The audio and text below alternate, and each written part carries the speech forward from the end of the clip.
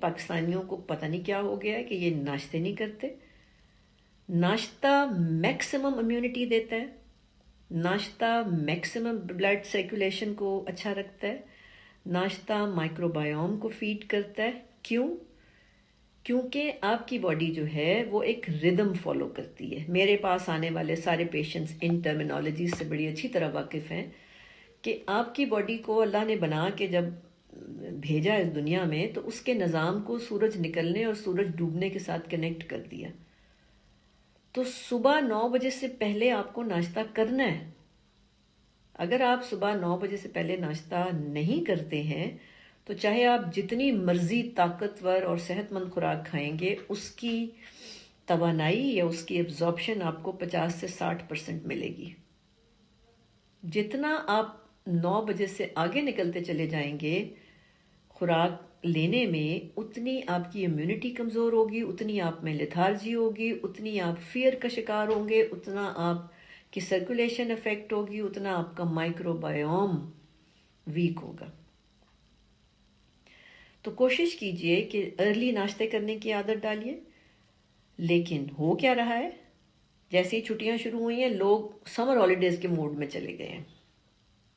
مریض آ کے مجھے کہہ رہے ہیں جی میں تو جی بس جب سے چھٹیاں ہوئی ہیں 12 بجے اٹھ رہا ہوں، 1 بجے اٹھ رہا ہوں. تو آپ کا خیال ہے کہ ان لوگوں کی امیونٹی اچھی ہوگی؟ کیسے یہ کلیم کر سکتے ہیں کہ جی میں نے ہاتھ دھو لیے ہوں تو میں بچ گیا ہوں؟ بالکل نہیں. صرف ہاتھ دھونے سے آپ نہیں بچ جائیں گے، آپ کو اپنی پوری باڈی کی کیئر کرنی پڑے گی. پھر آپ لوگوں نے وہ کھانے نہیں کھانے جو دیر ہضم ہے، کیونکہ پاکستانی قوم ڈس فنکشنل لیور کا شکار ہے. جو ریڈیولوجسٹ ہیں، جو الٹرا ساؤنڈ کرتے ہیں، وہ یہ بتاتے ہیں کہ تقریباً 80 to 90%، 85 to 90% جو پاکستانیز ہیں ان کے جگر فیٹی ہیں، فیٹی لیور ہے. تو فیٹی لیور جو ہوتا ہے وہ ڈس فنکشنل لیور ہوتا ہے، یعنی وہ بیمار لیور نہیں ہے لیکن وہ ڈس فنکشنل لیور ہے. تو آپ یہ پراٹھے کھانا چھوڑ دیں. Paratha is very unhealthy food generally, اور جب ایک ڈیزیز پھیلی ہو تو ویسی بہت بری ہے، بہت ہی برا ہے. پراٹھا بھول جائیں. اور ایک اور نیا نشہ مجھے جو پاکستانیوں کا ڈسکور ہوا ہے وہ دودھ پتی کا ہے. یعنی ہم لوگوں کو چائے بنانا سکھانی پڑ رہی ہے پاکستانیز کو. نہیں آپ نے پینی وہ چائے جس میں دودھ پتی کے ساتھ پکتا ہے. جب دودھ پتی کے ساتھ پکتا ہے تو کوئی ایسا کمپلیکس بنتا ہے جو آپ کی باڈی کو بیمار کرتا ہے، آپ کی سرکولیشن افیکٹ کرتا ہے، آپ کے لمفیٹکس کو افیکٹ کرتا ہے. تو آپ نے چائے جیسے شروع میں بنائی جاتی تھی، وہ جو ٹی پاٹس اور شوگر پاٹ اور ملک پاٹ کا کانسیپٹ تھا آپ ہمارے پیرنٹس کے زمانے میں، اسی طرح چائے پئیں، سیپریٹ چائے پئیں، تھوڑی سی دودھ ڈال کے چائے پئیں.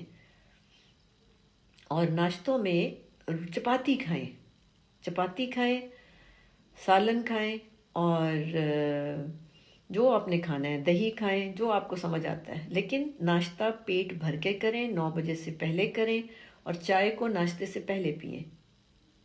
اور اگر آپ کرونا کے حساب سے اسپیشلی پوچھنا چاہتے ہیں تو میں آپ کو یہ بتاؤں گی کہ ایک بلیک ٹی میں دے رہی ہوں سب کو، اور ایڈوائز بھی کر رہی ہوں کہ اپنے ناشتوں سے پہلے چائے کا کہوہ بنائیں، اس میں تھوڑی سی چینی ڈالیں، شکر نہیں میں نے کہی، چینی، اور اس میں ایک لیمن ڈالیں. تو جیسے ہی آپ اس میں لیمن ڈالیں گے اس کا رنگ بلیچ ہو جائے گا، وہ ریڈش قہوہ بن جائے گا.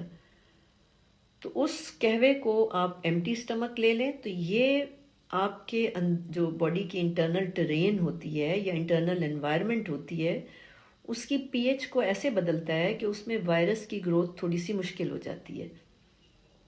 تو بلیک ٹی ود لیمن سب سے آسان ترین سستی ترین چیز ہے جو آپ دن میں 3-4 دفعہ پی سکتے ہیں، بٹ آلویز بیفور میلز، کھانوں سے پہلے. کھانوں کے بعد اگر آپ چاہتے ہیں تو تھوڑی تھوڑی سی گرین ٹی پئیں بس. اس کے علاوہ ناشتے میں آپ کی کوئی خاص احتیاط نہیں ہے. جو آپ کھانا چاہتے ہیں، روٹی کے ساتھ دہی کھانا چاہتے ہیں دہی کھا لیں، انڈا کھانا چاہتے ہیں انڈا کھا لیں، سالن لیں، چنے کھائیں، دال کھائیں، چٹنی لینی ہے چٹنی لے لیں، پیاز کھانے ہیں پیاز کھا لیں، اچار کھانا ہے اچار کھا لیں. پراٹھا نہیں کھانا صرف. سو میجرلی پراٹھا جو ہے، سیریلز نہیں کھانے. بڑا متھ ہے کہ جی سیریلز بڑے ہیلدی ہوتے ہیں. Cereals are plastic foods, so no cereals. اگر سیریل میں ایڈوائز کرتی بھی ہوں تو وہ گندم کا دلیا ان مریضوں کو جو ڈائجسٹ نہیں کر پاتے، جو بیماریوں کا سیریس بیماریوں کا شکار ہوتے ہیں، وہاں پہ ان کو صرف دلیا کچھ عرصے کے لیے دیا جاتا ہے، اس کے بعد واپس ان کو نارمل کھانوں پہ لے آتے ہیں۔ پھر اس کے علاوہ جو چیزیں آپ کو تھوڑا نقصان دے سکتی ہیں وہ یہ ہے کہ ناشتہ ہیوی رکھیں، دوپہر کا کھانا ہلکا رکھیں۔ آپ کے جسم کو اللہ نے روزے کے طریقے پہ بنایا ہوا ہے، very heavy breakfast, light lunch and good dinner, یہ 2 میجر میلز ہیں، اور دوپہر کو آپ نے تھوڑا سا ہلکا کھانا ہے۔